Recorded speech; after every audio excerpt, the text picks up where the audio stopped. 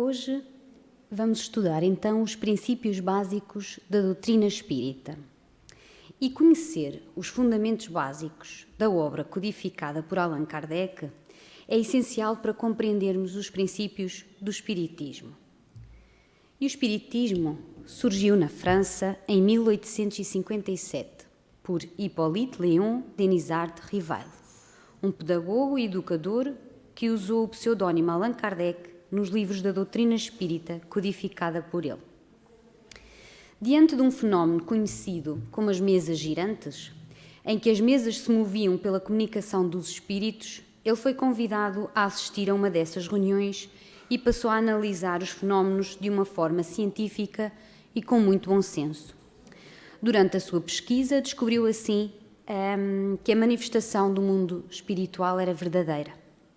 Kardec então decidiu aprofundar o seu estudo e, com a ajuda dos médiuns, interrogou a espiritualidade sobre uma série de questões.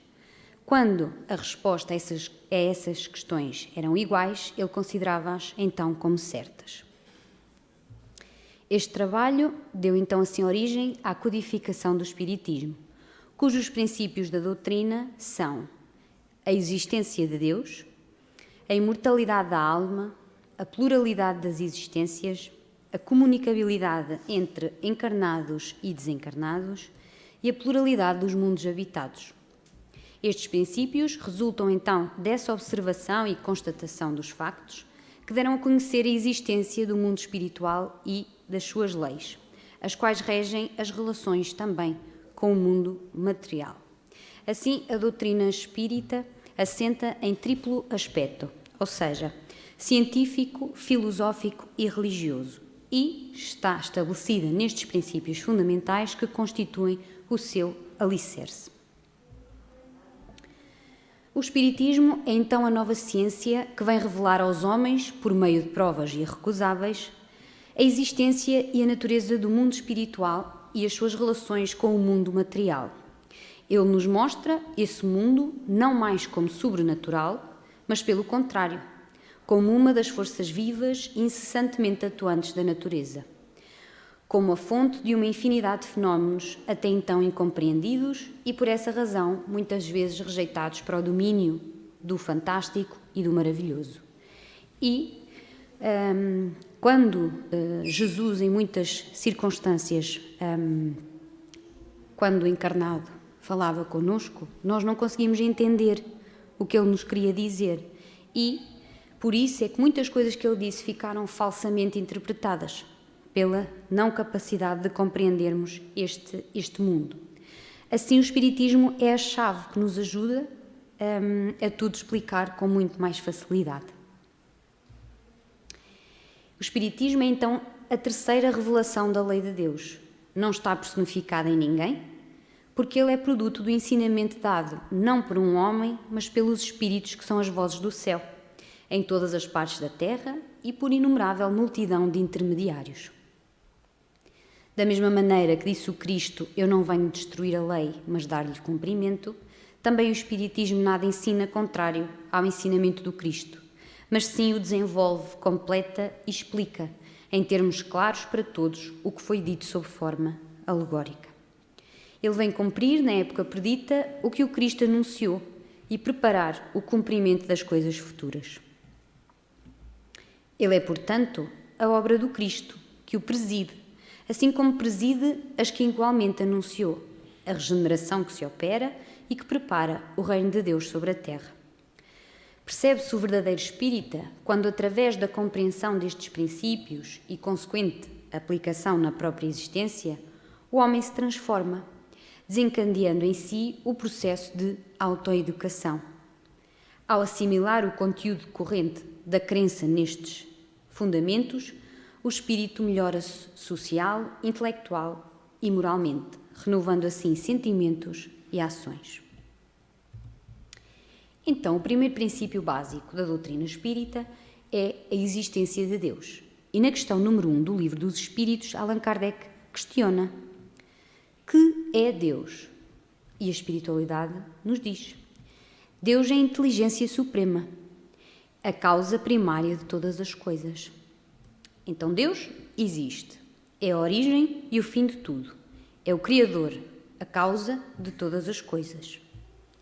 Deus é a suprema perfeição, com todos os atributos que a nossa imaginação possa atribuir àquilo que consideramos como perfeição. Deus é eterno, é imutável e as suas leis são estáveis, não mudam. É também imaterial, então não é formado de matéria como o conhecemos. Deus é único e, portanto, não há nada nem ninguém como Ele. É onipotente, isto é, que pode tudo. Ele ainda é soberanamente justo e bom. Suas leis e princípios são perfeitos e não podemos duvidar da bondade e da justiça divina. Deus é Criador do universo e basta olhar à nossa volta para ver a perfeição da sua obra. Basta todos os dias, quando despertamos, ver que Ele preparou para nós o ar que respiramos, o sol que brilha, o vento, a água, tudo aquilo que precisamos para estarmos aqui. A questão 14 do Livro dos Espíritos também nos esclarece que Deus existe e não o podeis duvidar, e isso é essencial. Assim, compreendemos Deus como uma verdade suprema que antecede a nossa razão e a ela se impõe. Não podemos duvidar dele e da sua existência. Não porque estejamos proibidos de fazê-lo, mas porque há uma impossibilidade lógica de duvidar. O que é essencial é sabermos da sua existência. Ou seja, no nosso estado atual de evolução, não precisamos mais do que essa compreensão, que nos basta. É preciso apenas senti-lo. O segundo princípio é a imortalidade da alma. E mergulhando aos poucos, então, nesta certeza de Deus, o homem, estimulado pelas suas vicissitudes, necessidades e desigualdades, vê aflorar a compreensão de uma justiça superior, que o conduzirá, certamente, a um destino feliz. E sente-se, então, merecedor de um tempo maior para que, através destas múltiplas experiências, atinja o estado de perfeição para o qual foi criado. Descobre-se, então, imortal, a fim de bem compreender a causa de que tudo lhe acontece. Porque, antes de sermos estes seres humanos, filhos de nossos pais, nós somos, na verdade, espíritos, filhos de Deus, criados por Ele. E o que é o espírito? O princípio inteligente do universo.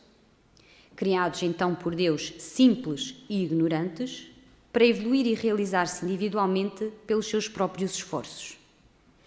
Com o livre-arbítrio para tudo experimentar e dentro dos mecanismos norteadores e educadores, como por exemplo a lei de causa e efeito, aprender a escolher melhor, percebendo em si mesmo as consequências da sua própria ação.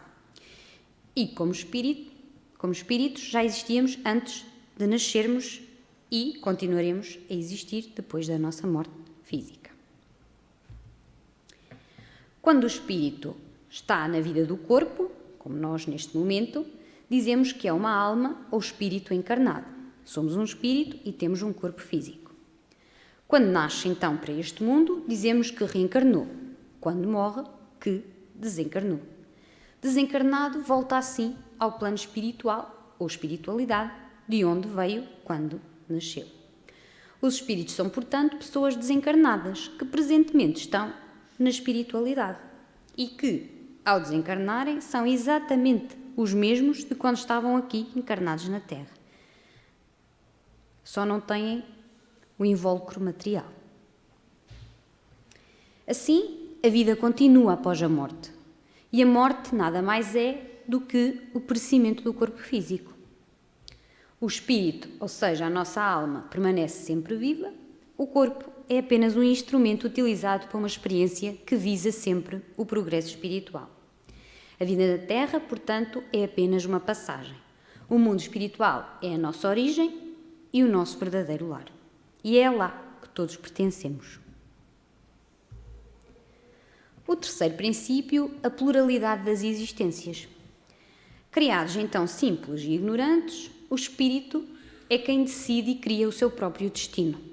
Para isso, ele é então dotado do livre-arbítrio, ou seja, a capacidade de escolher entre o bem e o mal da forma como ele o conhece, o bem ou o mal.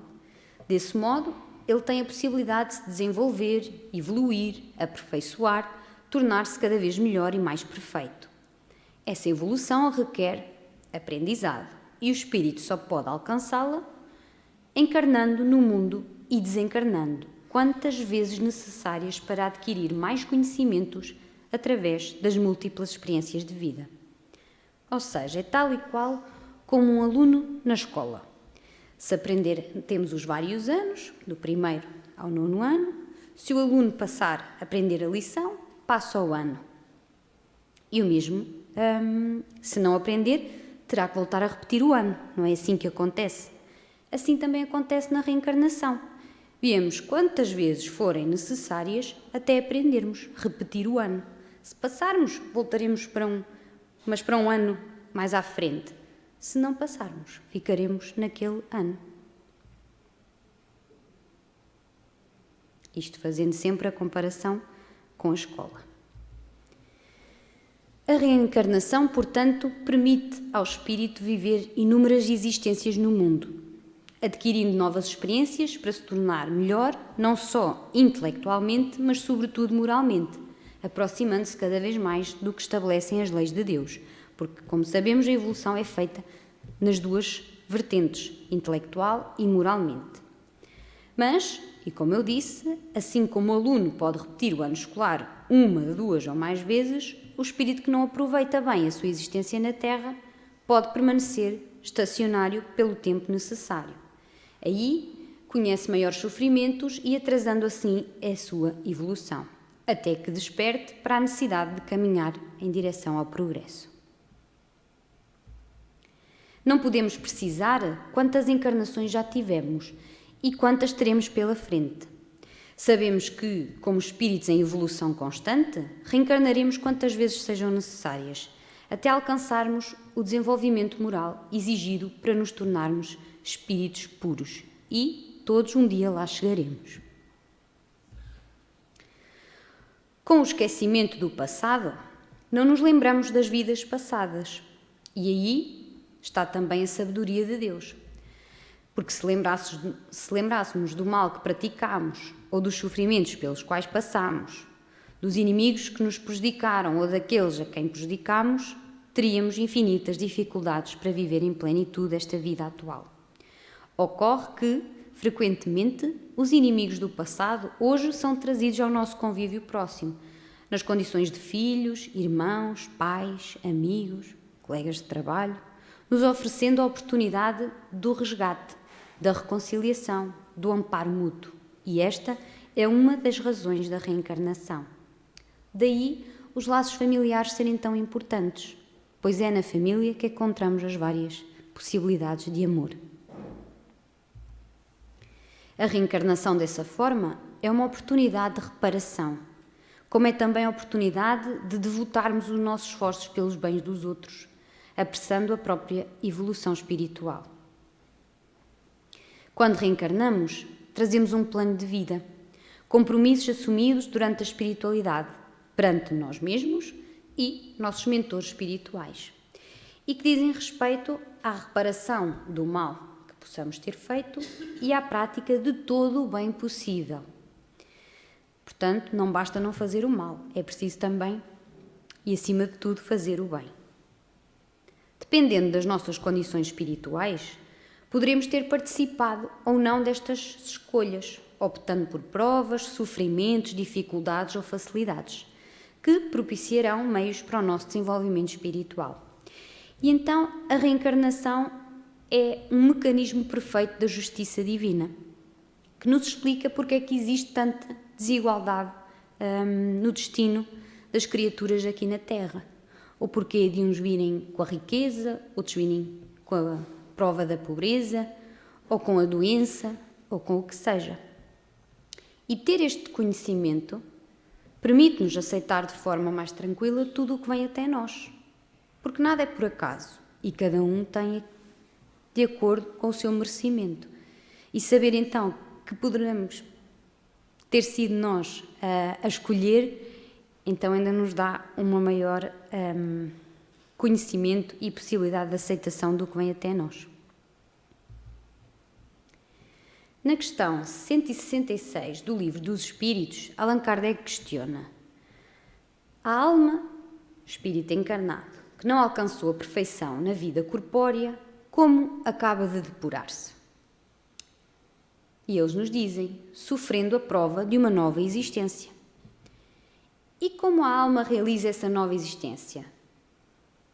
É por sua transformação como espírito? Depurando-se, a alma sofre sem dúvida uma transformação, mas para isso lhe é necessária a prova da vida material. A alma, pois, passa por várias existências corporais? Sim, todos nós passamos por várias existências físicas. Os que dizem o contrário pretendem manter-vos na ignorância em que eles próprios se encontram. Esse o desejo deles. Então, parece resultar desse princípio que a alma, depois de deixar um corpo, toma outro, ou então que reencarna em novo corpo. É assim que se deve entender? E eles nos dizem, evidentemente. Então, qual é o objetivo da reencarnação? Expiação, aprimoramento progressivo da humanidade. Sem isto, onde estaria a justiça? Pois, porque é através da reencarnação que nós nos podemos, então, ressarcir.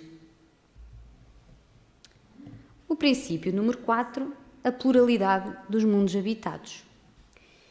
E nem todas as encarnações se verificam aqui, no planeta Terra. Existem mundos superiores e mundos inferiores ao nosso. Quando evoluirmos, poderemos renascer num planeta de ordem elevada. O universo é infinito e na casa do Pai há muitas moradas, já dizia Jesus.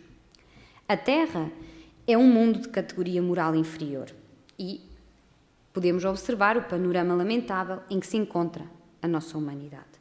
Contudo, ela está sujeita a se transformar numa esfera de regeneração, quando os homens se decidirem a praticar o bem e a fraternidade reinar entre eles.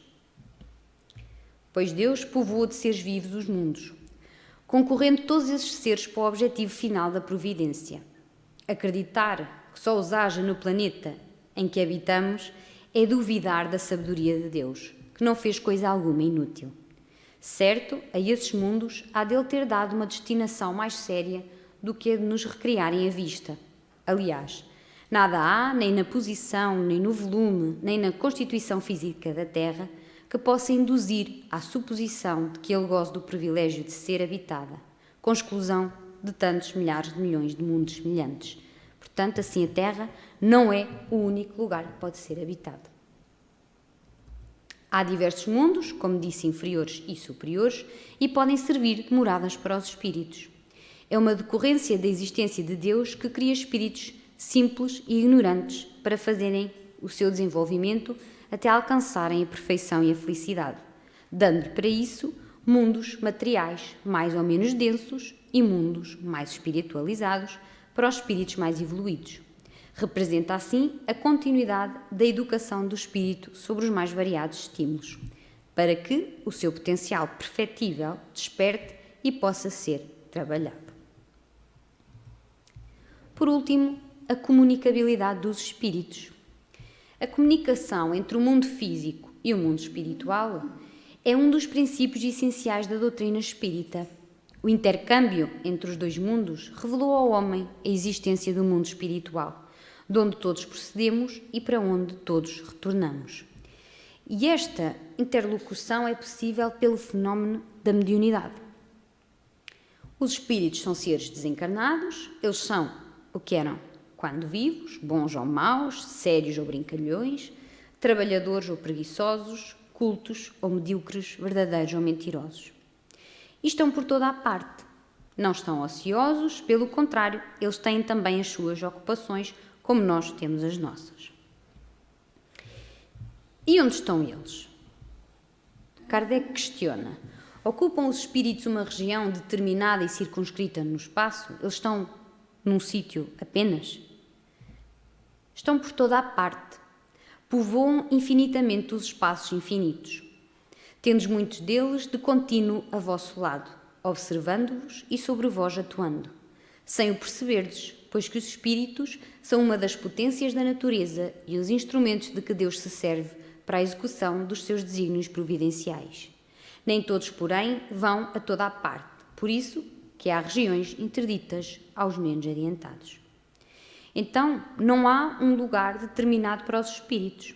Nós não os vemos porque eles se encontram numa dimensão diferente da nossa. E não os vemos porque ainda não temos capacidade para isso. Mas eles podem ver-nos e até conhecer os nossos pensamentos. E os espíritos influem nos nossos pensamentos e nas nossas ações? Sob este aspecto, a influência deles é maior do que imaginais, pois com muita frequência são eles que vos dirigem. Assim, os espíritos agem sobre nós. Mas essa ação é restrita ao pensamento, porque eles não conseguem agir diretamente sobre a matéria. Então, agem no pensamento positiva ou negativamente, de acordo, claro, com o nosso padrão vibracional também. Pelo médium, os espíritos desencarnados podem comunicar-se, se puderem e quiserem, mas toda e qualquer comunicação não deve ser aceita cegamente. É preciso perceber se tem fundamento, se tem lógica. Precisa ser examinada com o devido cuidado. A comunicação vai depender também da conduta moral do médium. Se for uma pessoa idónea, de bons princípios morais, oferece campo para a aproximação e manifestação de bons espíritos.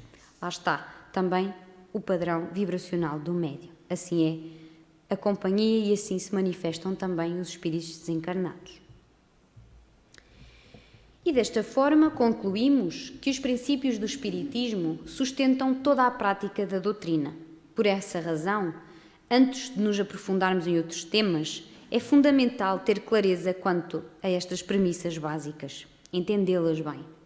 A crença nestes princípios leva o homem a um estado de constante aperfeiçoamento, a expressar-se através de sentimentos, pensamentos e ações cada vez mais cristãos. A ação desses fundamentos naqueles que já os assimilam configura o objetivo da doutrina espírita, que é a renovação moral da humanidade através da renovação moral do homem que a constitui. E a humanidade somos todos nós. Por isso, está nas nossas mãos fazer melhor e diferente, principalmente já tendo todo este conhecimento que nos é dado pela nossa doutrina. E pela vossa atenção, muito obrigada.